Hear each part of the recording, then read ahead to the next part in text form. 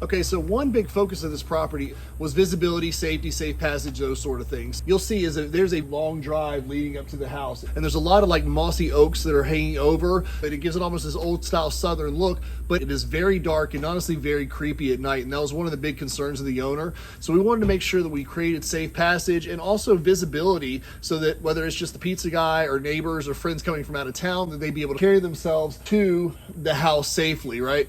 So we did a couple of different things. We wanted to make sure we highlight these oaks. So we had these higher powered fixtures and catch these canopy, and we did a combination of uplighting and downlighting. That way we could catch everything with the canopy of the oaks overhanging.